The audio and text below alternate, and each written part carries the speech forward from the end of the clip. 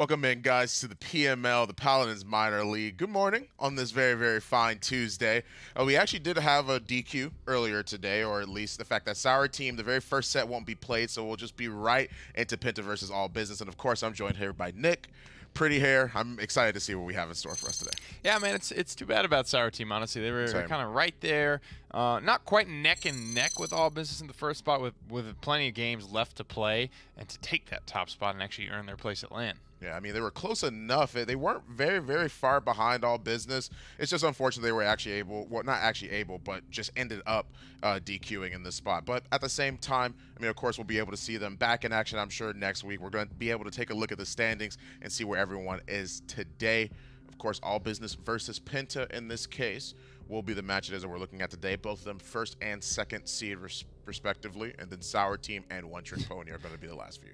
Well, now that Sour Team are DQ'd, the conversation kind of shifts, I think, more to Penta, right? They're the team now that could potentially have All Business in their sights. There still is a couple of weeks after this one, of course. This is the most important match. If you want to overtake a team in the standings of any competition, really, the most important matchup is going to be your head-to-head matchup with them, because not only will you be grabbing a win for yourself, but you will also be handing them a loss, which effectively is kind of like a two-match swing for you.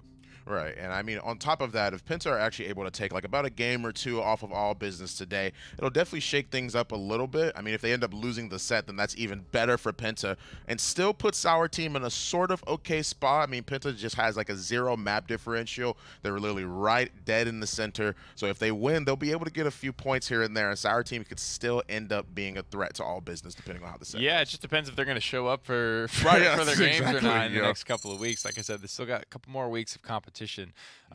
So to set this precedent with, still weeks and games that matter left, especially with their game against All Business, that's scheduled for the final week of minor league competition. Again, for the reasons I just mentioned, that would have been their most important. But if they're going to, kind of do this and not show up and just get handed those L's, then none of that matters. Yeah, I mean, what can you do about it? We're going to take a look at the map bans and see at least what we have in store for us what these two teams are going to get rid of. Fish Market, Shattered Desert, going to be gone off of the board entirely, and then we're going to follow that up with a Frozen Guard, Frog Isle. You just have the worst luck ever. Every single time it is, I don't know what it is. Every single time it is you're not here, there's a Frog Isle match. Just a meme at this point. Exactly, that's what I'm saying. Unfortunate. Maybe at HRX. Super unfortunate. I mean, well, those maps are going to be off of the board. We're going to at least see where we're going to go for map 1, or at least game 1, I should say. And it's going to be Bazaar this time. Okay, interesting start. Yeah, I love this map. Newest one in the game. Super fun to watch, in my opinion, for a couple of reasons, right? You looked at Ascension Peak being fun to watch because of the unique point. Not only does this map have a pretty unique point set up with walls surrounding it, a big old statue in the middle, and one of the largest just square footage points, but you also have those super cool gate mechanics where you only the team on their side of the map, blue team can open blue gates, red team opens red gates. You can shoot through them. The hitbox is actually very, very tight on the kind of portcullis thing, so you can shoot through that if you're a sniper, or sometimes even an EV, you can squeeze shots through there. Really cool stuff that we're seeing teams like get better at and learn and start to adapt to the unique parts of this map. Well, both Penta and All Business are already starting off pretty quickly. The characters it is they don't want to see in this game. Penta obviously going, well, not obviously, but Genos Mave are gone off the board. Atlas and Makoa are also being banned in response to that.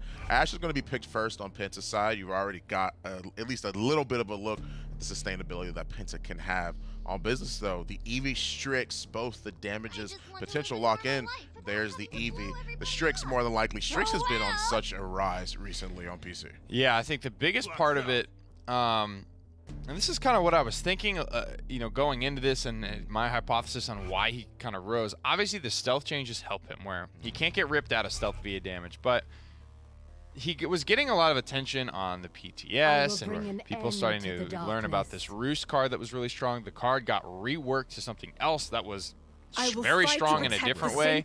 But all of these things just lead to a lot more eyes and a lot more hands on Strix. A lot more high-level players are starting to play this character because they realize there's viability there.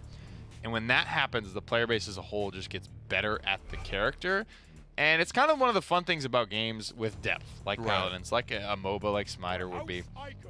you can uncover stuff that's been in the game. For in Strix's case, since his inception, basically, right? Since he got that talent in unauthorized use, he's really been pretty much as strong as he is right now, but people weren't using him in that way, and it's really cool, in my opinion, to see that character evolve and see something just take over the meta that has been sleeping the entire time.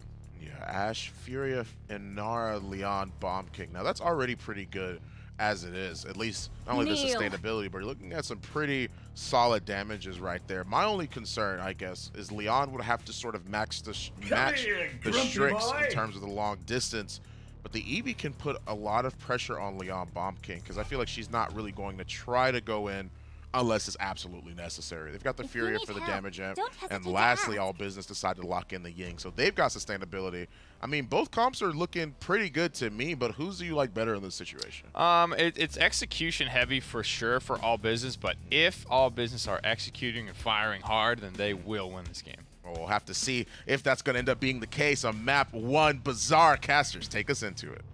Thank you very much, Fawn. Game 1 and what could be the second and final team to qualify from the minor league in All Business. They got a 2-win gap over Penta right now.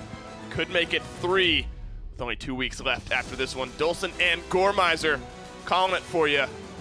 But if there's any team that's going to give it their all, it's definitely Penta. And Penta's been on the up and up. A rough couple of first weeks this phase, and now they've been able to kind of find themselves. The entire team's been coming together a lot better. And I think this kind of draft signifies it more than anything. The biggest question marks I have specifically for this one and execution-wise will be Hayes on this Bomb King. It's a really solid pick. I actually don't know if I've seen Bomb King on Bazaar. If I have, it's been few and far in between. So yeah, he can work. I think layout of the map, it fits his playstyle really well. In fact, a lot of it fits Bomb King playstyle really well. It's just that Strix on the other side that's going to be causing him a lot of trouble. That's where the issue really arises, is can he do what he wants to do while under duress? And I've loved seeing the King starting to come into the meta just a little bit more here and there, certain maps. And Strix as well, I think that's an understatement that he's coming into the meta. First blood for Bomb King onto Bugsy. So a great start here for Penta, immediately answered out by Closar. This is where Bomb King is great for you, these space controls, small corners. I mean, Grumpy Bomb alone forces you to stand in awkward positions and kind of leave away. That's one of the things that's going to be very, very strong about him, just for the point control, let alone what you were saying. I mean, if you look at his autos, you see how much he's able to do with just that. And what was, I would say, pretty good from Penta, kind of collapsed in on a lot faster than I thought it was going to be. It definitely seemed like that was going to start to landslide in their favor.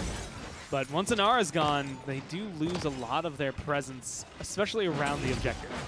Here's me thinking the first point has already been captured because Bugsy was so far forward. Finally, they do confirm it.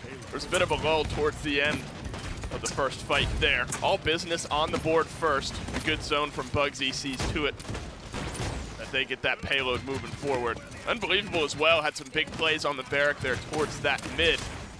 And then Closar, we talked about the Strix on this map, and just from up high there, he was able to plug away so much damage that Penta weren't really able to answer back.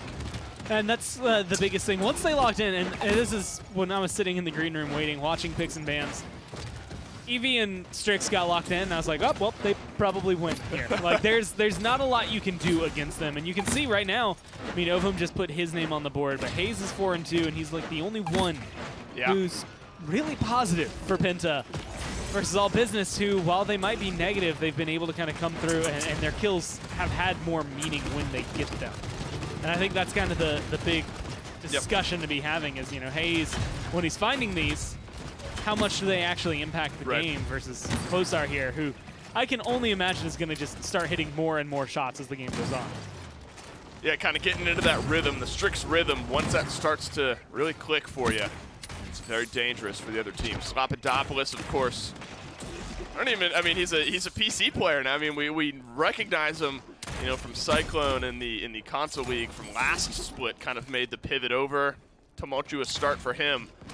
But really has come into his own, and it's one of the main reasons, I think, that Penta really started to find some success. And it was definitely an interesting transition for him, because originally, like, getting brought in, like, he went from DPS, and the first couple of weeks of PC play was playing off-tank. Yeah. And that did not work well for him. And then switches back over, Penta pick him up as a DPS, and lo and behold, he's able to not only hold his own, but I would argue they got better since they picked him up and were able to play with him. The biggest problem for him that I think is going to be coming through is, again, as Closar gets more warmed up, as these shots start connecting a little more consistently. I can't count how many times I've seen someone be 1, maybe 2 snipes away, and just that shot be just off the mark. So as he slowly but surely gets into this, it, I think, you know, goes from a contested game right now to a lot more in favor of All Business. And they're starting to lose some frontliners. The dominoes beginning to fall for this All Business push. They might be able to get this one in without spending any of their ultimates. We went down to overtime at the last moment there. But All Business, they quite literally just run it down the middle of the street, find a couple picks here and there. In Toot, I look at the aggression from the Khan there towards the end. He quite literally just walked down Ovim and helped open the doors on that push. And sometimes, like with the way Ovim plays, that's pretty much all you can do. There's not a lot of ways to outplay Ovim. You just have to kill him faster than he can kill you. Yep. And that's one of those things, even on a Nara, he is incredibly deadly. 20,000 damage only on him, but it's enough to really cause some trouble, especially in the frontline matchup. Unbelievable Undying going into this means they haven't really let Ovim get the typical traction that Ovim brings to a game. And I've always stood behind the fact that I think Ovim is a PPL caliber frontline. Yeah. And it's just that he's been, you know, he's spent all of his time grinding in the minor league, and usually with a good team behind him. He has been #1 in the region. I don't disagree. And, they'll need some of that to come back into this game. Overpower, good, onto Coriel. So that's Ash down now. Those ultimates saved on the last push, now starting to get used. Hayes right back down to the point, trying to control that space, but Bugsy gets the kill. Onto Bolka, a big loss for Penta, and Slappadopoulos is just going to have to kite backwards. Penta, they used their volley of ultimates as well and didn't get anything for it. Yeah, the one thing I was really wondering about coming into this, because we always talk about Luminary Bomb King, especially versus an Eevee, it's a 2-tap. But when you have Inflame, it's a little more damage. You technically should hit harder. It's still probably only going to be a 2-tap for you, since the first one's not going to do 1,800 damage.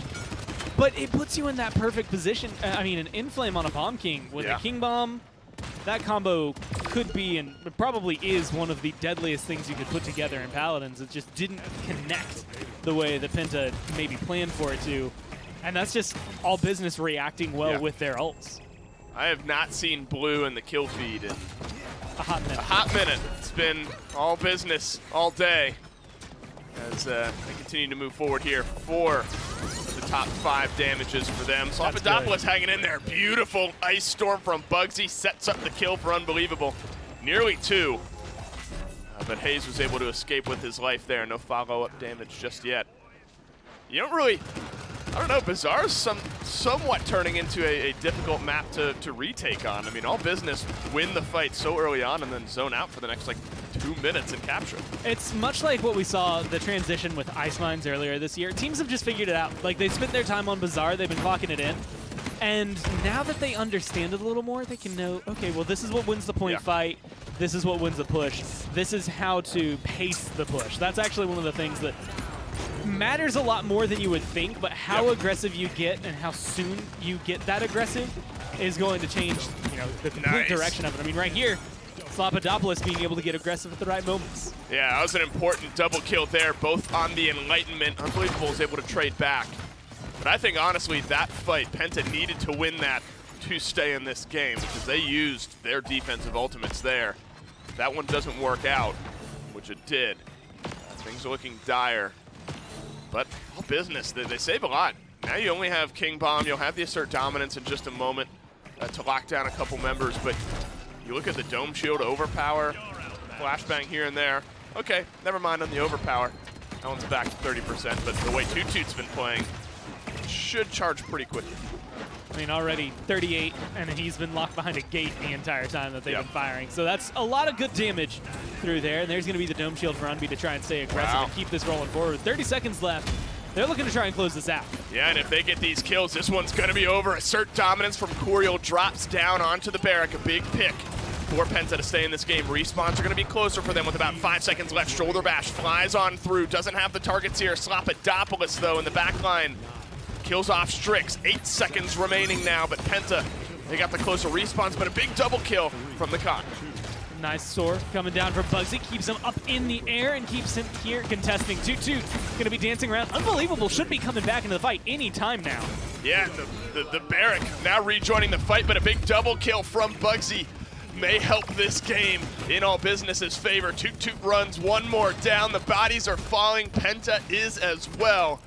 And All Business grab themselves the 4-0 on Bazaar. That was well played and really, really well. I want to say distracted at the end. Bugsy was kind of making sure Ash was looking anywhere but the objective. Right. It allowed Toot to stay a little more alive, I guess, throughout all of that. Just less damage coming in towards him. And he was teetering at like 700 to 1,000 health for a lot of those last fights. So being able to just not have that focus on him really opened the doors for the Con to just stay aggressive. Yeah, I don't know. There's almost too much, I think, to highlight for All Business in that game. Bugsy had a relatively slow start, a lot of it mitigated by his front line, but towards the end there, time and time again, setting up double kills, single kill, just picks here and there on that Eevee, helped push his team forward. Xenost as well, good healing numbers, 14 streak for him, and unbelievable. Talk about 14 streaks. The frontliner under the duress of a Bomb King and a Leon. 6-2 and 12. He had a great game. Yeah, only one of those deaths at the very, very end. Well, not very, very end, but just before that last, I guess, re-engage from him. Ton of damage that came down from him. A ton of healing from Xenost. And then 11 and 5, 10 and 3. Like, everybody on this game did really, really well for All Business. And I think, you know, Unbelievable wins them the point fight up against Ovim. Toot was winning a lot of these side fights. There's a lot of damage that comes down from him.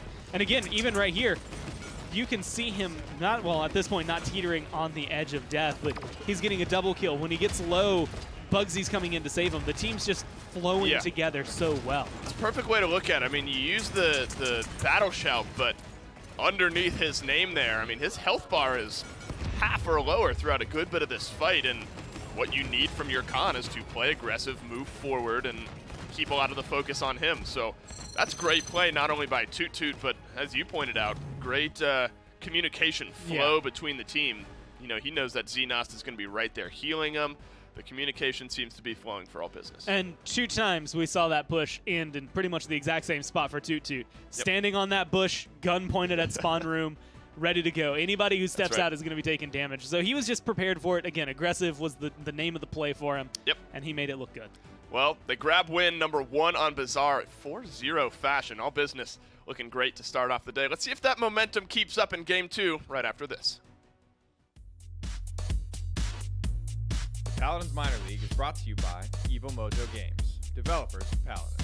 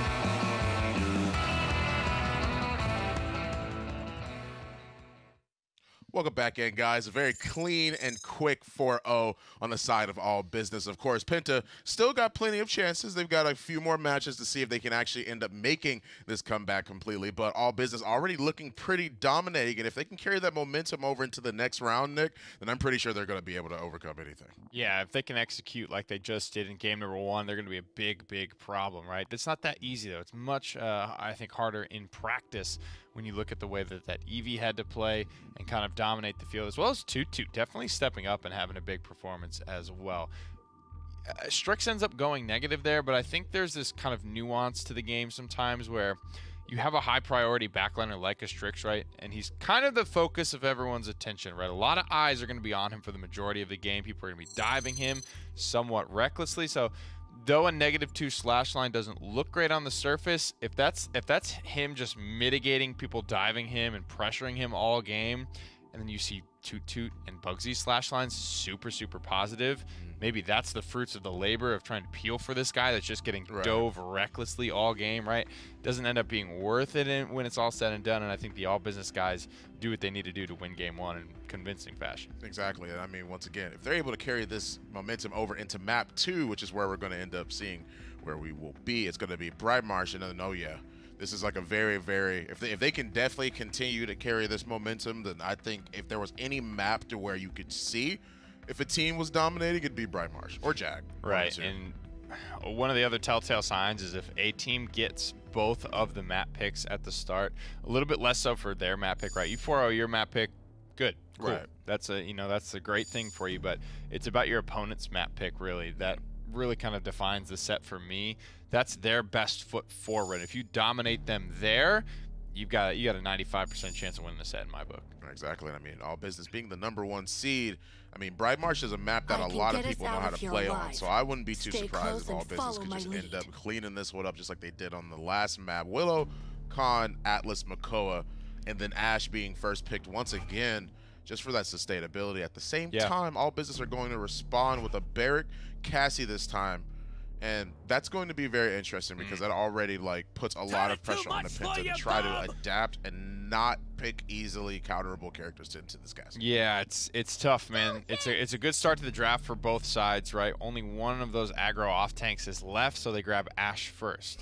2 point tanks are left, so all business go for the Barrick, who's he's the more flexible of the two, but they also grab Cassie, who, if you're going to grab Inara, which is the only thing that all business have left open, that's a better answer for them. Cassie goes through the wrecker of Ash's shield very nicely, but most importantly, the big game for the high HP pools of both Ash and now Fernando, and that still all applies, right? Now her wrecker's the more important part of what all business have done. What they did is no matter what Penta do, this Cassie pick is going to work for them. Exactly. Genos Fernando, though, is going to be the responding characters to the Barrick Cassie. That's going to be interesting. I'm not sure if I personally don't like that because I would have rather them gone Furia instead of Genos. Same. That's what I was thinking too. It feels like it's trying to take away from all business, and it does, but it doesn't necessarily add a lot. Right. They really got to round out this draft strong here because at the moment, the main reason you're picking Genos is for Luminary, right? He doesn't scale with either of these characters. It's like 2 of the lowest damaging front lines probably in the game. And what they lack in damage, they make up for in consistency. It's impossible to miss with Ash and Fernando as long as you're in range. My friends? Vivian and Maeve scale fine, right? Vivian does a ton of damage. It's the Slopodopolis special. Right. Good You're going to add Opportunity on Chaos on that. You're going to add Luminary on top of that. They now have enough damage, and they frankly have a good source of record to get through Ruckus and Barrick. I agree with that. As well, but I think if the all-business front line, they probably just win this game if they play properly. Exactly. I mean, just the Inflame is, I think, personally way too good to just try and pass up. I mean, I just personally believe that. And then the Pip, that's going to make things a lot more difficult. I don't know, man. I just think all business just have this draft, not necessarily. I was going to say not necessarily, but I think they've got this draft all figured out. I mean, they've got the damage it is they need. They've got themselves a game 2. We got map 2, and of course, we're going to move right into it on Bright Marsh.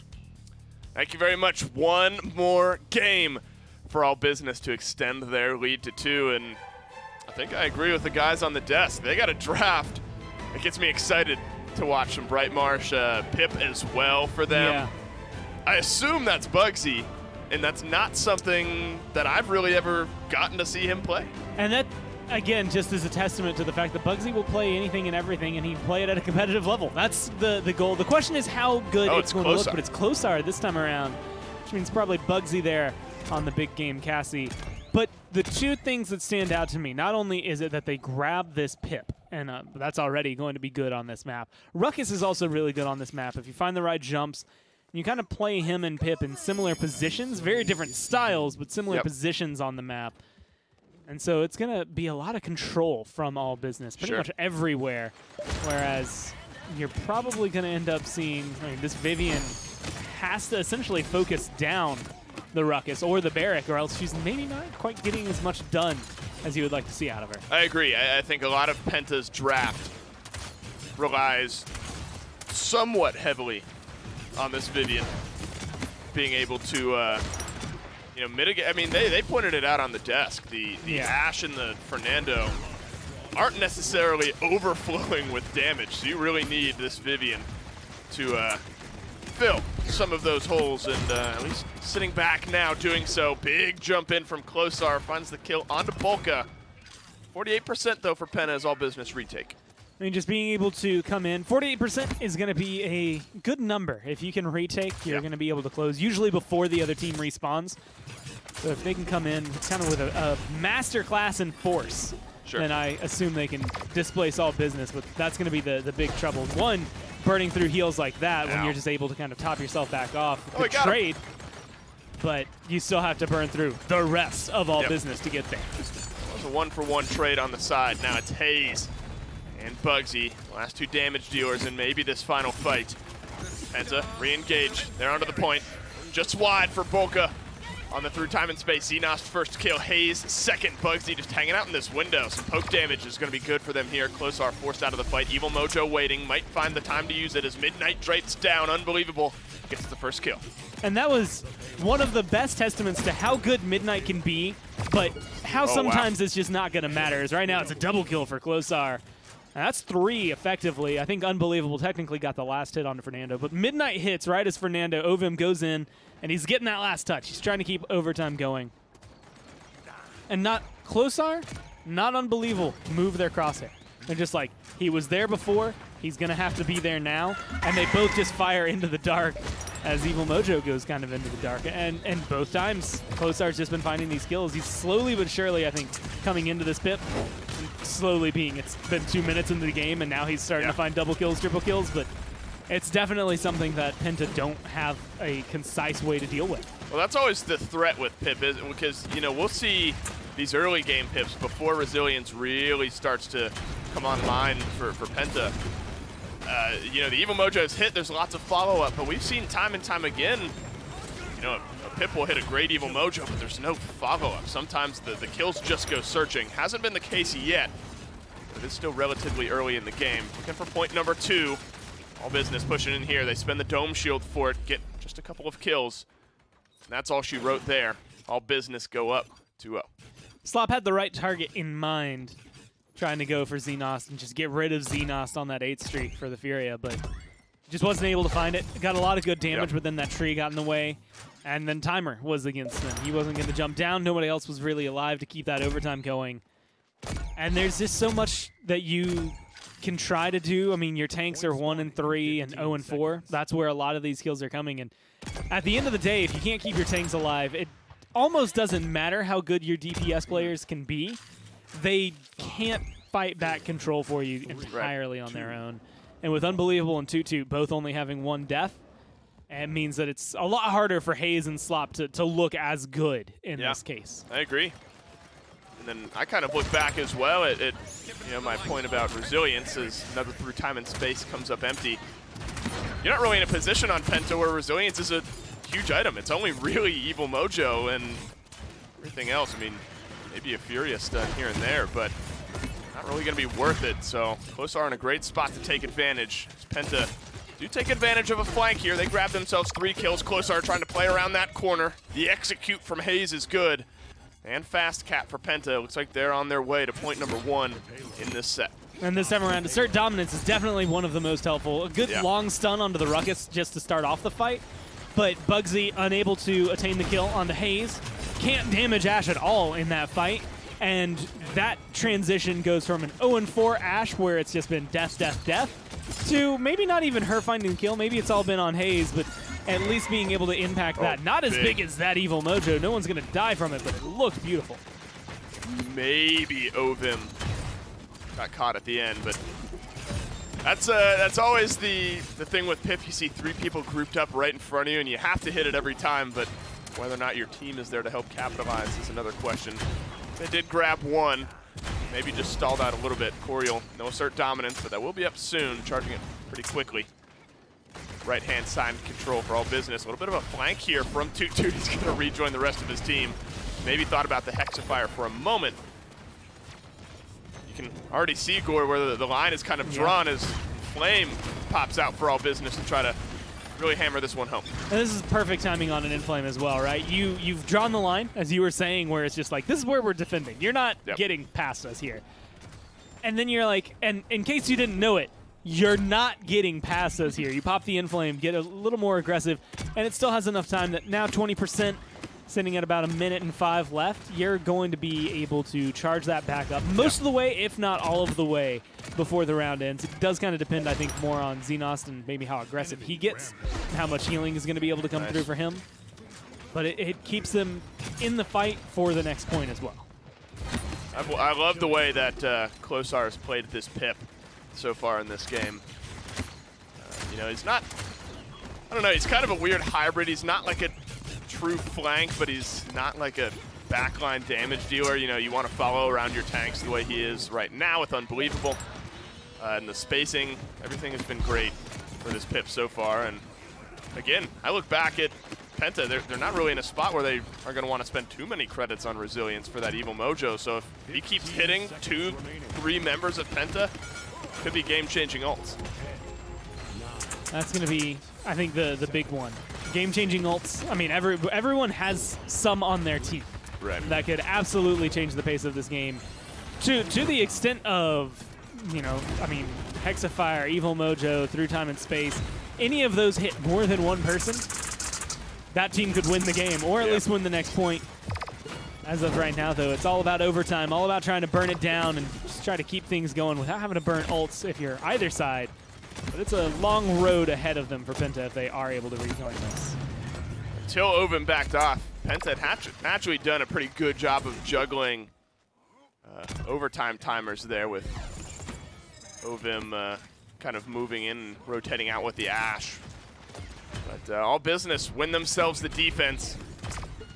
Closar as well. That was kind of the flank where he jumped up and over and helped stall out that defense. I mean, you get the kill on Ovim at the end, but the first kill really on the re-engage onto Bolka, that mitigates so much as far as damage amp goes. And All Business move themselves 1 point closer to grabbing Brightmarsh.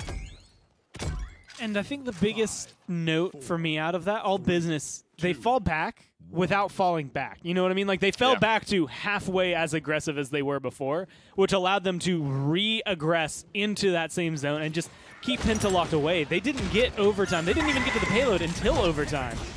And now, well, they're burning through with their ults. Inflame and Evil Mojo are going to go through, but looks like only one of them's going to matter. Yeah, it's kind of the opposite of what we've seen, where Through Time and Space actually got a kill for Bolka, and Evil Mojo wasn't capitalized on for All Business. Only the Dome Shield for them, only assert dominance for Penta. Slopodopolis been quiet up to this point in this game. Gets a kill onto Unbelievable. Closar moves back to forward, trying to help his team grab a pick. Assert dominance, grab some value there as Bolka gets the kill. Now Closar needs to just poke out onto the point, as 54% is eclipsed for Penta. Needs to stay alive, though. Going to have some healing on the side. Ovim, especially with Formidable, going to be able to get healed up, although it is down. You can see in the bottom right, 15 seconds until he gets that back. So his healing is not going to be as effective, which means a Dome Shield right now not only effectively locks him out, but kind of keeps him fully under control. Unbelievable is going to make sure to pop that one, keep them as far away from this objective as possible. Fast Cap doing its work again at 78%. Bugsy gets the first kill as well. Look out for Evil Mojo. That's going to be the first ult back up in this one. Going to be the only ult back up for the time being. Ovim gets the trade back onto Closar, though. That's a huge loss, as Evil Mojo was ready to be used by All Business. Toot Toot finds a kill onto Hayes. Moves forward, rockets into the back of Ovim. That might just do it, as All Business looking for some body blocks here from Toot Toot. Both frontliners are gone. Penta are gone as well, and All Business are going to grab win number 2. A nice little Through Time and Space shot. Actually would have connected on quite a few people if the game was slightly longer there, and could have been different, but I feel like that's why All Business were perfectly fine standing inside of that one. They just grab it. They have the right timers in their mind. It was good control and good aggression coming down from them. It was the perfect ebb and flow, I think, of okay, we're going to get really, really hyper-aggressive into you, Yep. and then immediately we're going to scoop out of there so that you have like kind of this void in the middle that you can't fight back into. Yeah, and then I kind of look at the composition from Penta as well. Not that it was bad, but All business talk about kind of played a quiet game. I mean, Slappadopoulos had 75. He had technically the top damage in the game, roughly even with Bugsy there. But it was a quiet game, I would say, from the Vivian. Yeah, a 6 streak at the top for that, and that's kind of where things fell apart. There were a lot of kills that could have come through, but the Ruckus, the Pip specifically, play this map very well. I would argue I like Fernando. I don't dislike him. Agreed. But I think Anara on this map fits a little better. Things like that, right? Where it's just like how you kind of go through your draft phase maybe makes a bigger difference. But I think it is Closar and Tutu that were the ones that screamed out the most, because those are 2 picks that are very Bright Marsh-centric and have always performed well on here. Pip doing even more so than the Ruckus. Well, Pip is such a dynamic champion, changes so much. Ovum, I think, slid through there at the last minute, and Closar grabbed the kill. But Pip just adds, to use the word again, just such a different dynamic to your team. I mean, the mobility, the self-healing, Evil Mojo, game-changing if it hits the right targets. And that was just a little bit too much. I don't think Penta had the answers for it this game. And I think they had eyes on him. Yes. But it was how to answer him, right? It's just like, okay, cool. Slop, Hayes, sees him. What do we do about it? Neither one of them was really as truly geared to deal with a Pip as you would want to see in a team like that. I mean, Maeve maybe could have been able to chase him down a little more often, but she just was constantly caught out, I guess, by his rotations more than anything, that they couldn't do anything. Very, very effective gameplay there on Bright Marsh for All Business. 1 win away now from qualifying to the High-Res Expo qualifiers. Find out if they do it in just a sec.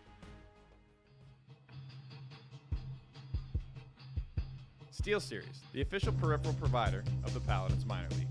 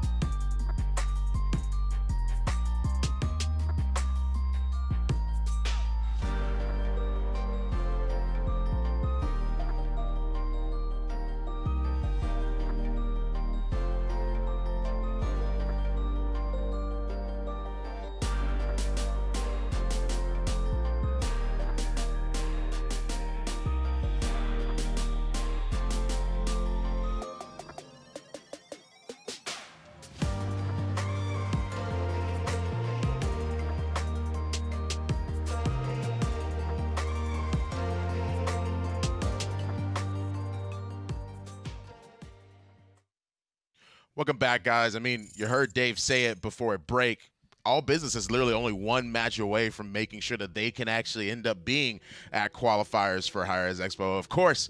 And they're doing extremely well. I mean, they did well on Bright Marsh. They did well on Bazaar. Already 2 games. Both of them extremely dominating. If they can carry this momentum into this 3rd game, what could be the final one, then that'll be pretty easy for them. Yeah, they're doing really great in the drafts as well, executing on the drafts that they're picking. You look at how quickly they won that game.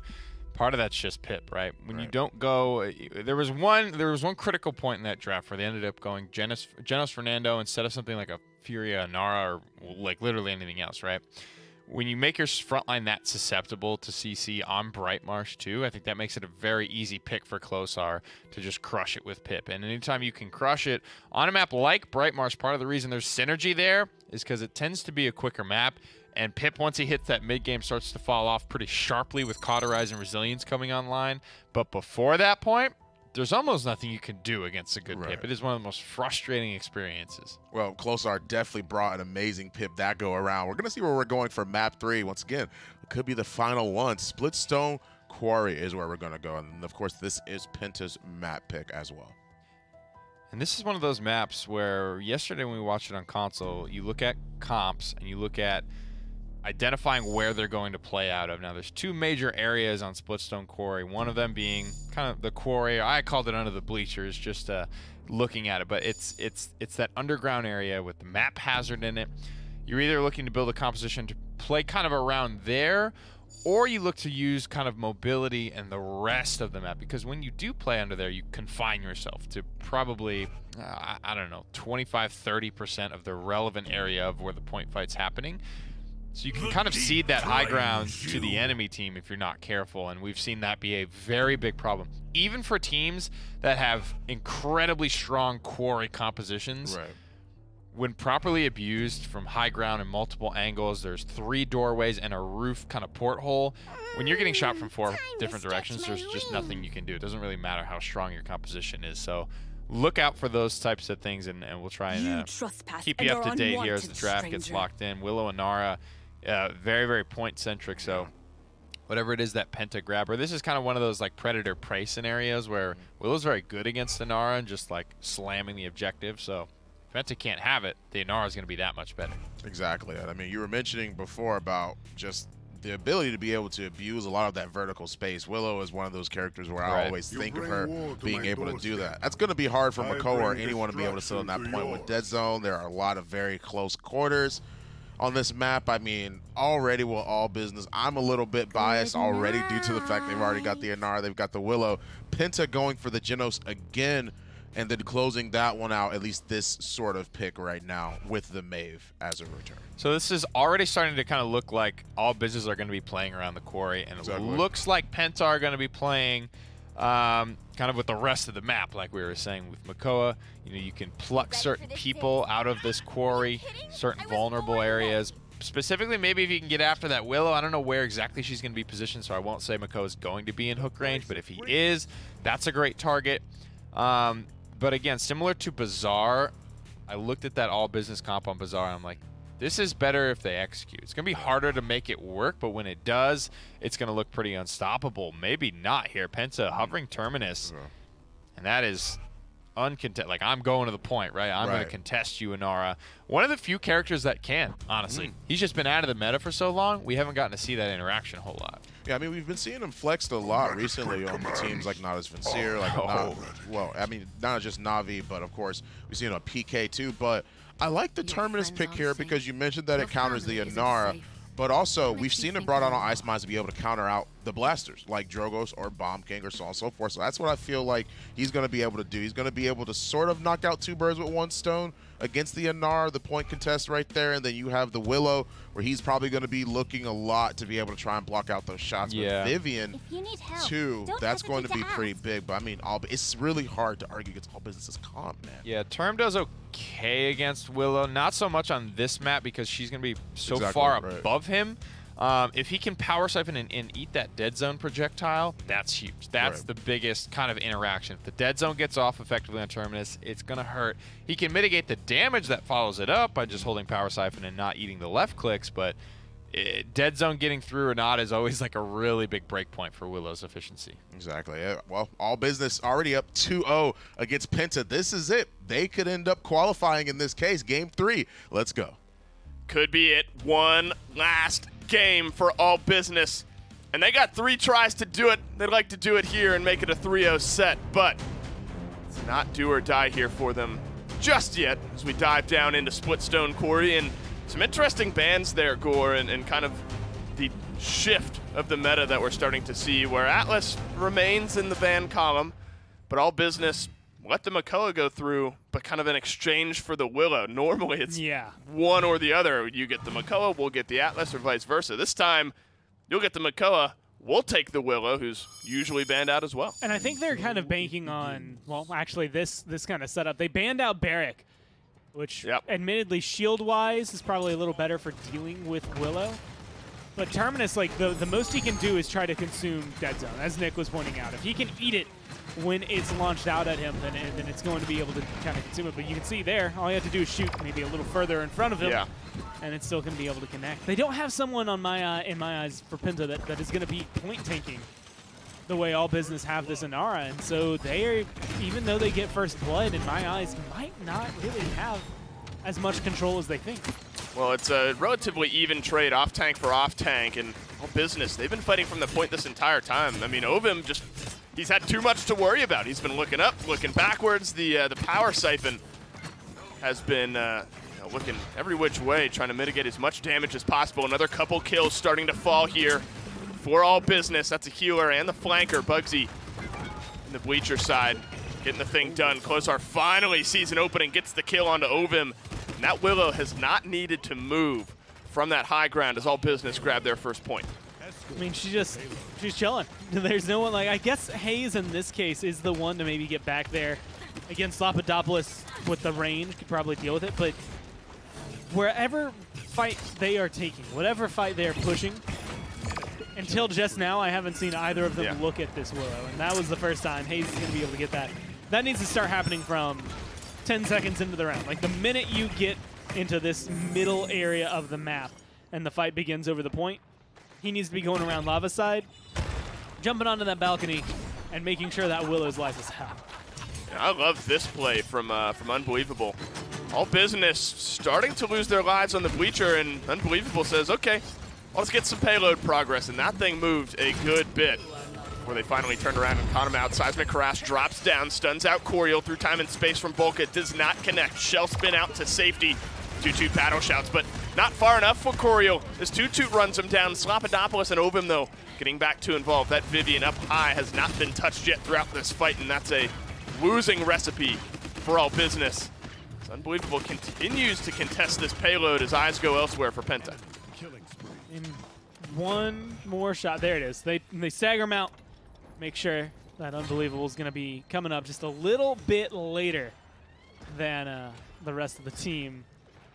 Hayes is kind of coming into his own 2-2-2, 3-0-4 for Slap. They're definitely having better games now, just in this first round, than they did pretty much all of last map on Bright Marsh. And it just comes down to now how big Closar goes versus how much they can keep him maybe locked down. A couple of them poked down relatively low. Hayes gets some good healing from his team. Slapidopoulos in a good spot, but forced to throw up that shield and back off because the Vivian health bar, while big, does melt quickly under the duress of Bugsy. Back on the Cassie. Flanks around the right-hand side, gets the first kill onto Hayes. A couple shots into the back of Ovim. Again, he has too many places to look right now with that power siphon. Closar was on the back side of it, gets the big kill onto the front liner. Congestion down on the payload, but a double kill from the Cassie. He's gonna push it in. Now you're looking down the barrel of a 2-0 if you're Penta. Bugsy, it's one of those things, you know, Cassie always does really well, but then there's those moments where she does really, really well, right? And I think that's this game right now. Bugsy is just kind of the ever-present threat. That was a beautiful shot, by the way. A good disengage to get rid of it. And that's the other issue, I guess other concern you should have. No Ashe in the game maybe makes you think, oh yeah, there's not enough knockbacks in the world to cause me trouble. In fact, Coriel with the hook is theoretically the most dangerous in that area with the drill. A good disengage with a good angle from Bugsy. You're just as dead, if not maybe more dead, than with the hook. You know, again, I would have, you know, on paper, I guess, expected Bugsy to be on this Willow, but I guess with his performance on Cassie in the last game, shouldn't be too surprised. Tim, one more time, rolls right back into Volca's through time and space. That's a break for Penta to see if they can take advantage of it. A good seismic crash from Unbelievable. Stuns up 3, 2-2 drops down to take advantage. Only gets one, though, as some damage starting to get returned in onto him. Battle Shout keeps him alive, unable to get the kill onto Ovim. And Penta, despite a beautiful seismic crash from All Business, are able to win the fight. Do still have a Fate Flight. And, well, I was going to say Scout. Scout gets used there and is good for CC immunity, good for vision. Nice shots! But they're going to have to find something else. They need to be able to get back in. But I think with the kills and the shots from Bugsy, they've stalled it out. That was massive. The disengage into the big game damage. Good hook right back in. Unable to sustain through the Ancient Rage. Unbelievable gets the kill, though. Reanimate now for Ovim. Gets him right back into the fight. An Overpower, though. A reanimate right back to death. That's all that's waiting. You might burn the Overpower, and that could be a win, but All Business now on the point with 81%. Overpower is going to come up much, much faster than a reanimate, and being able to maintain this. That is a worthwhile trade for them. Anytime that Terminus uses his ult and dies within the next 10 seconds without getting a single kill, that's a huge win. Now it's up to Coriel and the crew to kind of come back and be the wrecking fest for All Business.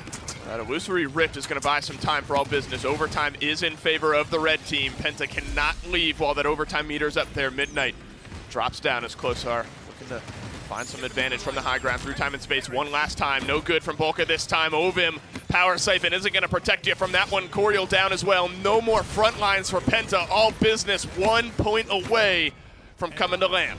And just being able to push this one forward, beautiful execution, fantastic retake from them from start to finish. Once they get that kill, it really starts with Bugsy. Once he gets that one nice long-range kill, Coriel stays alive through it, but he's able to kind of pierce through to the back line there of Penta, burn them down, and then everybody else comes in. It is near flawless execution from All Business. Definitely not only looking like just a team that could qualify for land, but also a team that can make a pretty decent run there. And that's kind of being the big question to tout around, and while there's time to discuss it, it's looking at that. Who could be the next Penta? All Business, same region, not quite as dominating in their season so far, but they're looking pretty good going into it, and someone you should keep your eyes on. And after the split one that All Business had, some justice maybe on the end of it for this roster. Moving forward now, one last payload push, but they still got plenty of chances on mid-fights if this one doesn't work out. Looking like they can, should, and may qualify towards land with one final push. Some good damage. Sentinel's going to be able to open that up. Hayes going to be able to clear off the kill now. Unbelievable. That wall, I think, is going to very barely keep himself alive. That's a good hold coming down from Penta as of right now. They're just pausing it out, making sure that, again, burn the timer as much as you can, charge up these ults, get reanimate, maybe recharge the Sentinels in the process, but those should still be kind of hanging around here. Yeah, both of them up there for slops, so he's not too worried about using those. But it's do or die. There's going to be the Illusory Rift and the Scout. They're getting aggressive here for All Business. Well, the last couple ultimates of what may be the final fight for All Business to qualify. Overpower goes wide through time and space, clips some damage. Hayes gets the kill. Slopodopoulos back in onto the fight, trades out with Closar. So the Willow's still alive. Bugsy looking to rejoin the fight around the backside. Goes Hayes looking for a couple daggers. Into Unbelievable. He's caught out in the corner. 15 seconds left. That's nobody it. in range. Should be able to buy themselves one more mid-fight with that. That's going to be, I think the big issue. Actually, I think Tom might be close enough to be able to get there. Not touched just yet, but 3, 2, 1 goes the clock. They're going into overtime potentially. Look out for maybe a big seismic crash here. Flutter up and over for Closar. First blood onto Hayes as Ovim is able to answer back. A 1-for-1 damage dealer for damage dealer. 2-2 trying to stay alive is Unbelievable. Moves forward as well. Too much damage from Slopodopoulos, but 2-2, he gets the kill onto Bolka. A double kill onto Ovim as well. Coriel still alive up onto the high ground, contesting. That overtime meter is going to go down so quickly, Gormizer. Respawn proximity is absolutely in favor of Penta here, but if they can keep up this amount of aggression, this amount of stagger on these champions, then it's going to keep them in this game. Coriel going down there as well with the Ancient Rage, lets this payload move forward even still. Unbelievable has to stay alive. He's the last one in range, contesting here. A few more shots might do it. He goes down, though. Such an important trade at the last moment. Slopodopoulos looks over and gets the kill onto Unby. And that saves the game and the split for Penta. But still, one more mid-fight. 2 more chances for All Business. Even with a cap and a push for Penta, All Business is going to have one more chance at it at the end. That's going to be, big question marks, right? What all do Penta have left in them? They used a lot at the end, but they managed to hold on to some of the more important ones and recharge the rest of them. But Reanimate was used, and it was kind of used as a you can't touch the objective. Also, as we need another body down here immediately. 5, 4, but getting rid of that means Ovim's in this awkward position. He can't contest as maybe as heavily as he would like to. Very much akin to round 1.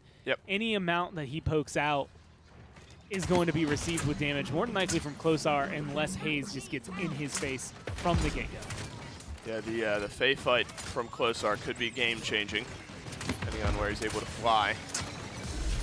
He doesn't get mitigated by Slopodopoulos. Unbelievable first death in this one. Midnight drops down from Penta, and that buys them a lot of space. All Business were able to get 30%, but Penta with a good re-engage were able to fight back. A better hook onto Bugsy. Keeps this one. And 2-2, one more overpower goes missing. That's got to be one of the best Midnights you could have had. You get the tank, and then you get the healer, but Unbelievable is going to be able to come back now. Your time and space still available, and still able to kind of trace across the point if need be, but there's not enough low targets anymore. The moment, like the window seems to have closed. He's going for the shot. Yep. That'll at least get rid of Unbe, but it hasn't gotten rid of the pressure.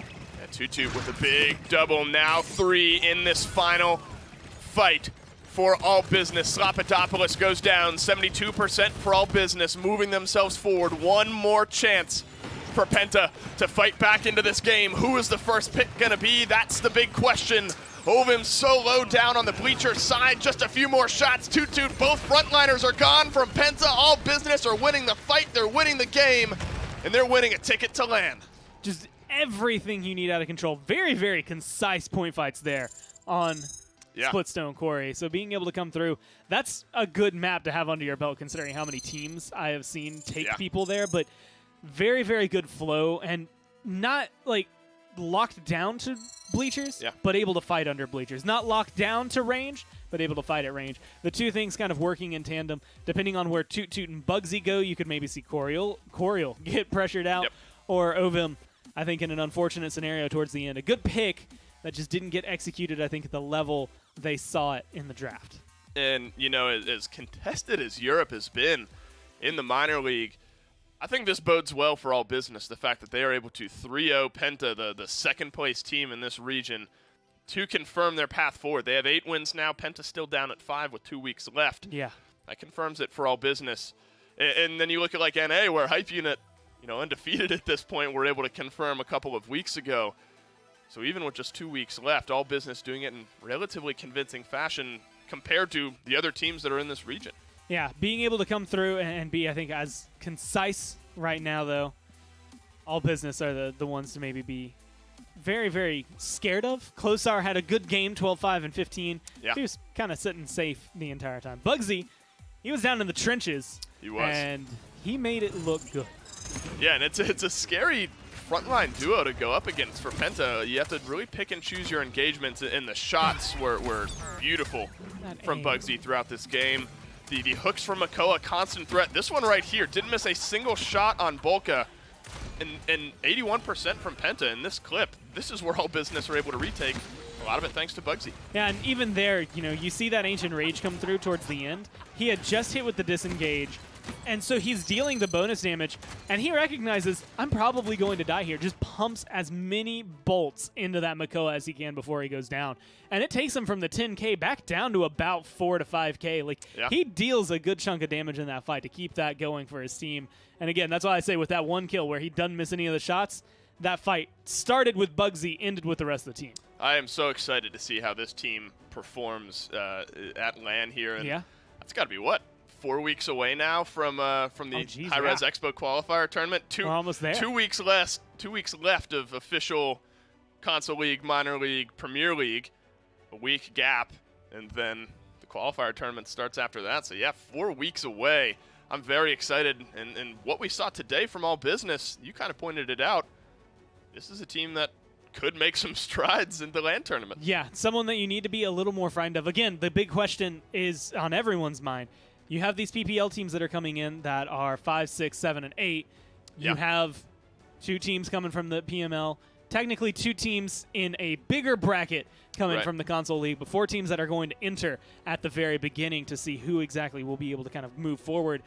And the question is, are any of those, I guess, 6 other teams, who's going to be the next Penta? Are they going to be able to come through and just topple anyone and everyone? I mean, we're talking a team that was able to beat NIP. That's a difficult task to replicate. Yeah. But All Business, Hype Unit both look insanely good. I'm even going to give the the Hype Unit console team a little bit of benefit, just because the way things have been going for a lot of these guys, they've looked good throughout their regular season. They look good at MSI, and now it's just been more practice, more dedication. They know they're going, so they have another month to prepare. I agree. I think that's now what you have to look forward to on these Tuesdays. You have your European team locked in, your North America team locked in, but seeing how they're looking moving towards LAN, getting kind of those temperature checks, those check-ins every week, is going to be important to look at. Congrats to All Business. They punched their tickets to LAN. That's it for Europe here today. We still got North America on the other end, but send it back to the desk to break it down. Thank you guys so much from the Casters booth. Of course, All Business, they did it 3-0 over very convincingly over Penta. And I talked a little bit about it before, at least the Terminus pick, how I felt like it was going to try and at least play some sort of role. But it was just falling short. I mean, Closar had really good positioning. I mean, we both mentioned, or at least commented on the fact that he was hitting those shots literally right outside of siphon range. So it was difficult for Terminus to try and follow. Right. It's still one of the struggles that Terminus has on that map, right? Where you look at him on like an Ice Mines, he can get in your face, right? The only real high ground on like an Ice Mines is that little row of windows, which you can Shatterfall up and into, but it's just too high on Splitstone Core. He can't affect that, so it really comes down to him trying to power siphon these Willow shots while getting blasted from the other side, and it becomes a very, very big problem. It's why Willow is very often banned out on a lot of maps, but Splitstone probably in particular. That might be her best map. Right, exactly. I agree with that, too. We're going to have to take a look at the standings and see how it's changed, at least in the European side for just these two teams. And, of course, Penta back to the -3 differential, which puts Sour Team right behind All Business. They have the 0 map differential. Now, All Business, once again, already sitting pretty 13. They've qualified. They've made their spot, and OTP is still in last in this case. Yes, sir. The Magic Rule, 3 games in the lead with only 2 weeks left to play. So All Business rocking and rolling here. But like Dave mentioned, some of the fun stuff kind of happens after teams get locked in, because not only, you know, hopefully if they show up, Sour Team, you get fun games where if it doesn't necessarily have an implication for standings, people will start to pick really fun stuff. Maybe you'll get a couple more emojis in there. But for All Business, they can start to try out new strategies that might actually hold legitimacy as they move forward into the placement week, because this is still some of the better practice they're going to be able to get. You know, they can scrim against some PPL teams that are out of rotation and back home in Europe. But these minor league games are definitely good practice for All Business. That's for sure. I mean, they've had some time to pretty much really dust off like their team compositions and a lot of their different strategies, their map picks. And of course, they're going to have to bring a lot of heat when it comes to qualifiers too, because they'll be going up to against a lot of really strong and powerful teams. Of course, again, this is all it is that we have for EU. We're going to cut right to a break and be right back in NA.